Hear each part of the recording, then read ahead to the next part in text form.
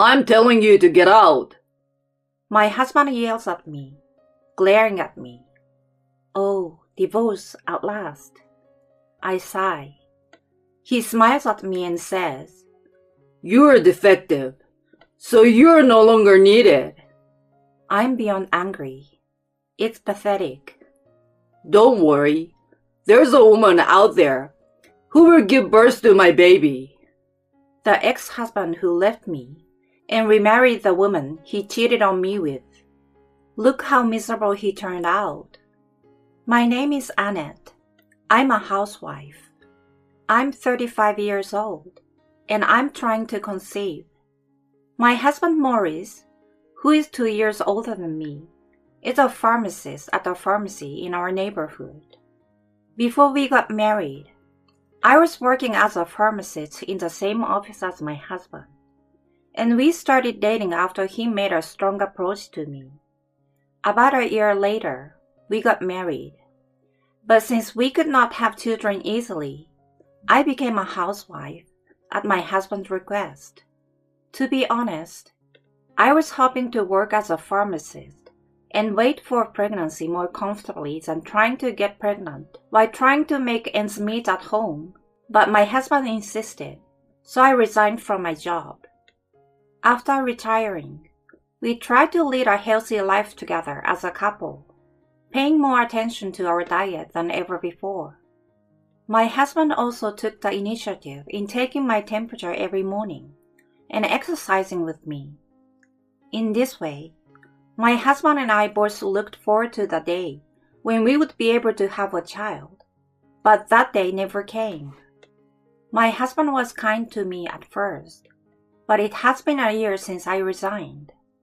Now he was getting frustrated, and I was feeling more and more pressured. It seems this month wasn't good too. My husband sighed loudly in the morning when he heard my report. I was angry at his inconsiderate attitude. Let's try again next month. I tried to act tough, but what came out of my husband's mouth was a terrible line. Isn't it because of your age? Your sloppy lifestyle has caught up with you. You can't even take care of yourself, and you're just a housewife. You're a housewife, and you can't even take care of yourself. It's absolutely ridiculous that you can't have a baby even after quitting your job and devoting yourself to conceiving a child. You're the one with the problem. You're a one-trick pony, aren't you? It's definitely genetic, right? Your parents also had trouble having kids, right? He made a terrible accusation. I was deeply disgusted. Blaming my parents for my inability to have children without any evidence is unforgivable. I invited my husband for a fertility test to clarify the issue, but he said, It's a waste of money. I have a sister and all my relatives have many children, so there's no way I'm the cause of infertility. I decided to take the test alone. The results were clear, proving that the infertility was not my fault.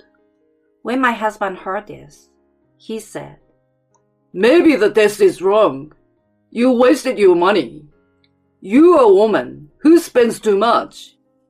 If you move in with my parents, you could save money on rent and utilities, and you'd be able to do your chores easier and have kids sooner, right?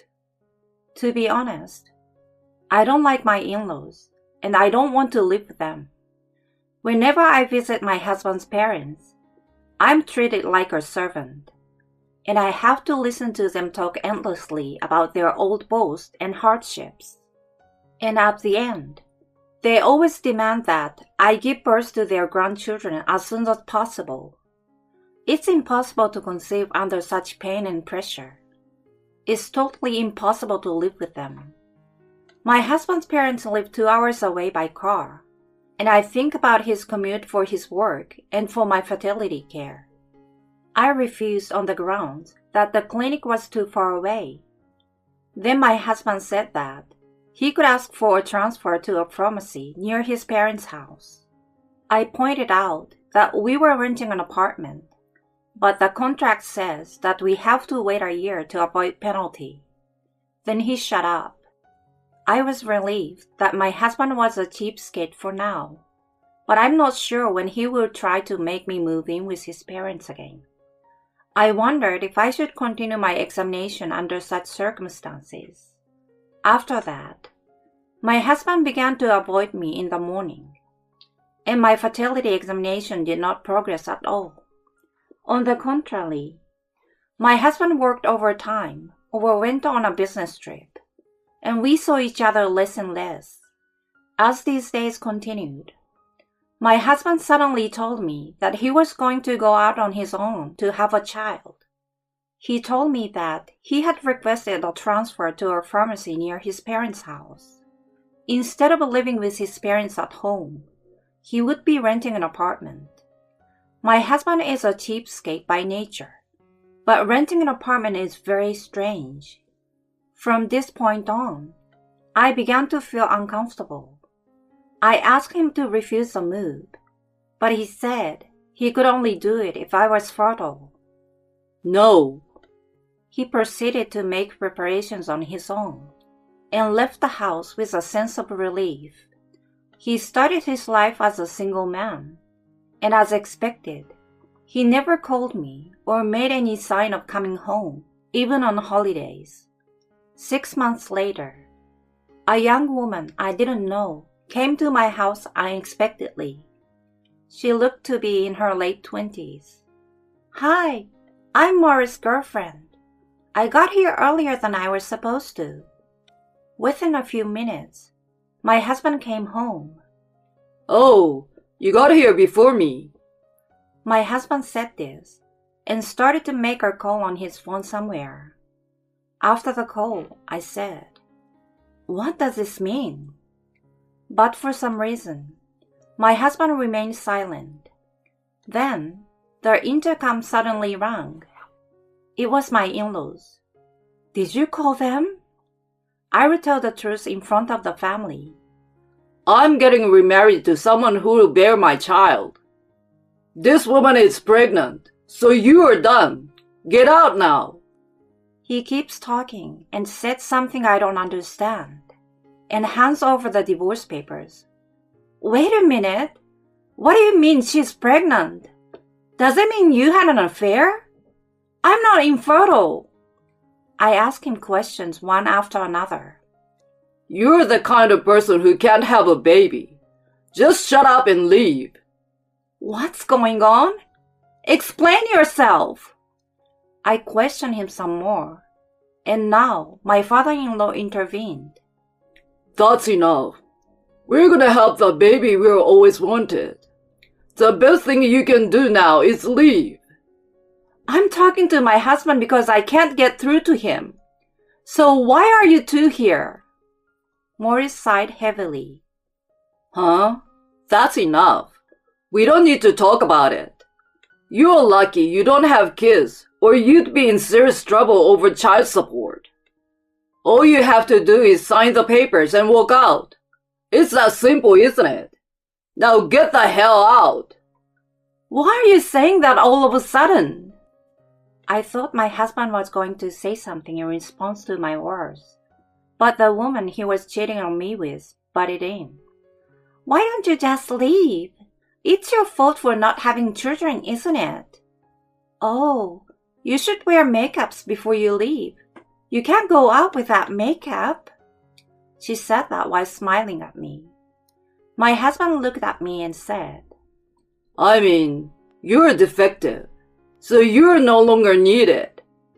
I was beyond angry and ashamed that he would call me defective. "I understand. I'm divorcing you." I went to get a pen. My husband and the woman with whom he was having an affair with, my parents-in-law, are looking at me with disgusted eyes, as if they were looking at something dirty. I'm sure these people who don't know anything will regret it, but it doesn't matter to me anymore. It doesn't matter at all. I snatched the divorce papers from him and signed them. I packed my personal belongings and left the house. Then I called my parents. I have only been back home a few times since I got married. My parents told me to come home at once. I stayed overnight in a hotel in the meantime and returned home the next morning. A month later, I got a call from my ex-husband. Hey, what do you mean alimony? He sounded very impatient. I had obtained evidence of my husband's infidelity from a detective agency. When I felt uncomfortable with his behavior, I immediately asked the agency to investigate. With that evidence, I retained a lawyer and filed a claim for alimony. I guess he got the papers. I'm not going to pay it. You're the cause of the divorce. You should pay the alimony.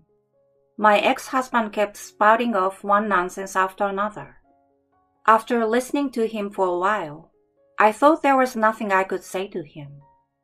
I have retained a lawyer. Please do not contact me directly. I said that and hung up the phone. I blocked his number and email address as well. I shrugged at the thought of not having to listen to his rantings. A few days later, he came to my parents' house. I had goosebumps and a feeling of disgust at what he was doing. I didn't want him to enter the house or even the front door, so I decided to go out the front door to deal with him. He told me that he was already thinking of divorce, even though he was supposed to be living with his new wife. I could guess why he wanted a divorce. So, why come all the way over here to talk to me about it? Why don't we start over? Marrying that woman made me appreciate you all over again. Huh? How is that possible? Don't say that. Just because we've been apart for a little while doesn't change the fact that I love you. It was so stupid that I had to laugh. If you're laughing at me, then you forgive me, don't you? Huh? Don't be silly. I wanted to stop this, but I suddenly thought of something and changed the subject. That's right.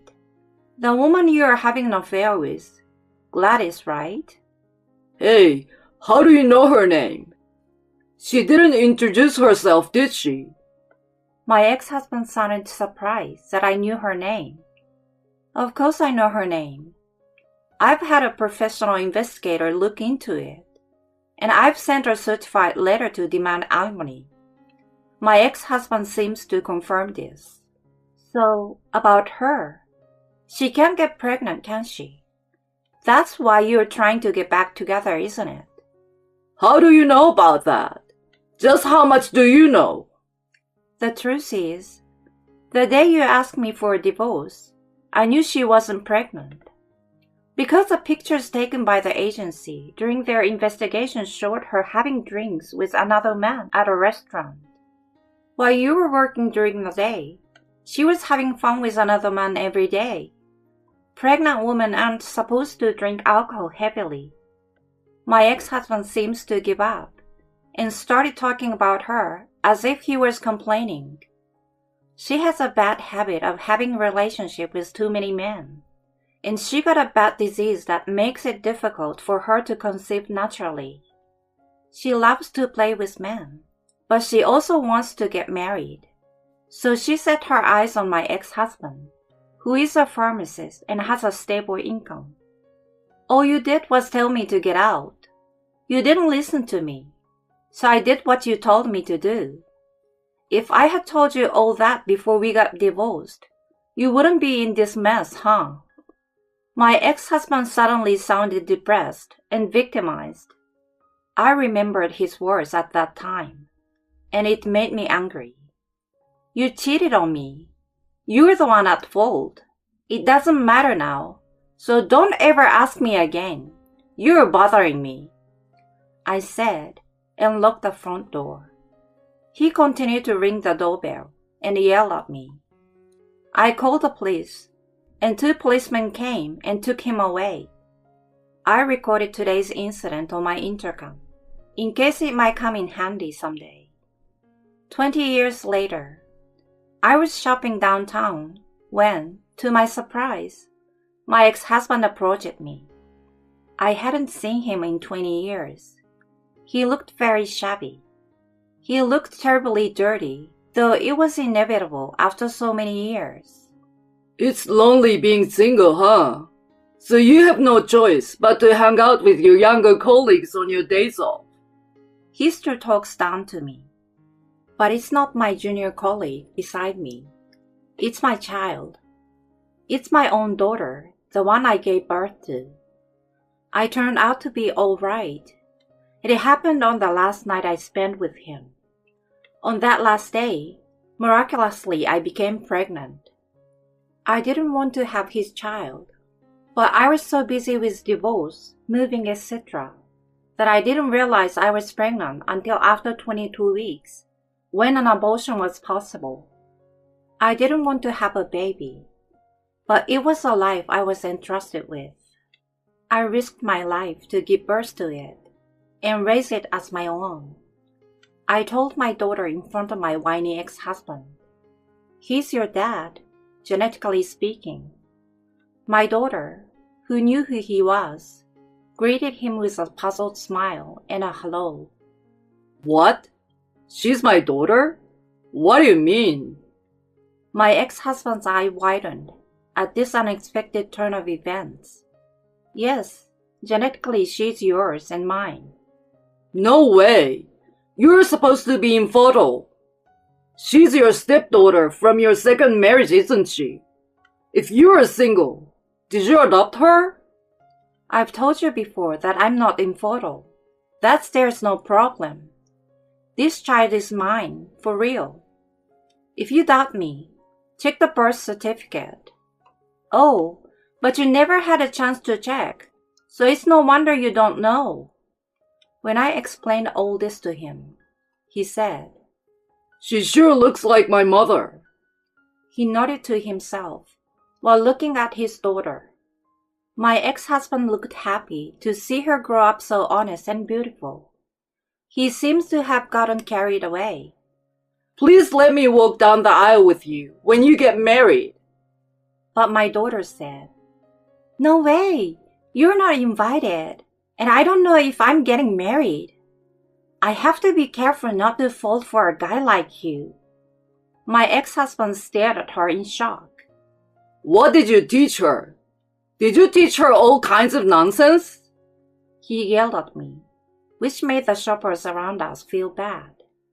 My daughter reminded him to be quiet and said, No one told me anything about you. They told me that you divorced because you just didn't get along.